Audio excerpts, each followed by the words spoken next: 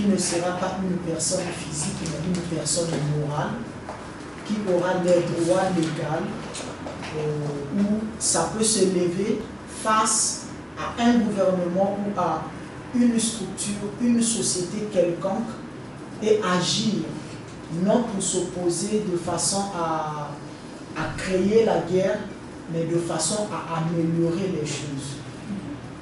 Donc, c'est là où j'ai pensé à la création de cette fondation FRAM. Mais entre-temps, la fondation FRAM, comme je dis, pourquoi la fondation? Parce que beaucoup de gens m'ont posé la question, pourquoi tu fais une fondation au lieu d'une association ou encore d'une ONG quelconque? Déjà, la première idée, je pensais à une association et j'ai voulu convertir à une fondation. Pourquoi? Parce que le deuxième point qui est la réalité de la jeunesse africaine, qui ne fait rien, presque rien. Engager une association qui, toutes les décisions sont prises par l'Assemblée générale. Nous serons face à cette difficulté où les jeunes ne seront pas vraiment engagés, ça va bloquer la prise de décision, ça va freiner l'avancement des projets et du coup, on ne pourrait pas avancer. Donc, il y a ça, ce premier point. Et le deuxième point pour une association, c'est que les membres travaillent plus dans le bénévolat.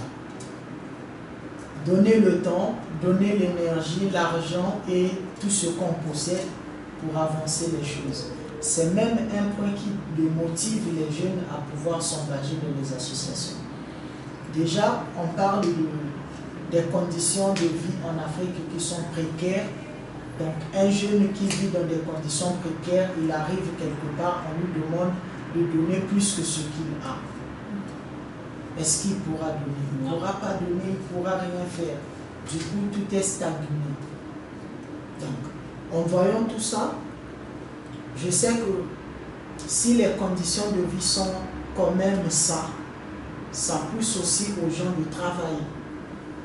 Donc, du coup, j'ai pensé à une fondation parce que dans une fondation, on peut avoir soit le terme rémunération des membres qui sont impliqués dans le travail, de différentes instances qui dirigent, soit on peut parler de primes de travail. On peut parler de rémunération ou de prime. Cela serait aussi quelque chose qui va encourager les jeunes à pouvoir travailler parce qu'ils savent que j'ai quelque chose au retour et je ne vais pas donner mon argent, mon énergie, plutôt je vais trouver les conditions pour travailler. Il peut travailler facilement. Donc, il y a ça. Et pourquoi l'amélioration des conditions de vie? Parce que j'ai constaté, avec ma toute petite expérience de la vie associative, c'est que la plupart des associations énumèrent et évoquent des problèmes. Mais rares sont celles qui s'attaquent aux problèmes. On cherche des solutions, mais pourtant la solution c'est s'attaquer à la racine de la chose. Mais qu'est-ce qu'on fait? On essaie de travailler, de flotter. Le poisson, il faut aller en profondeur pour le trouver, mais nous flottons sur l'eau. On sait bien qu'on ne peut pas trouver du poisson là à la surface. Mais c'est ce qui se passe en réel dans les associations. Pourquoi? Parce qu'il y a déjà des gens, de la plupart des organisations, qui ont des moyens qu'ils vont donner et il faudrait que ces fonds soient utilisés. Alors, qu'est-ce qu'il faut faire? Il faut faire ce qui est visible, parce que le travail de fond n'est souvent pas trop visible. Donc, voilà un peu là où nous sommes, mais la fondation, l'objectif est de s'attaquer au problème. Du coup, pour faire vivre la fondation et pour atteindre la mission d'améliorer les conditions de vie, actuellement on a 0 dinar au début.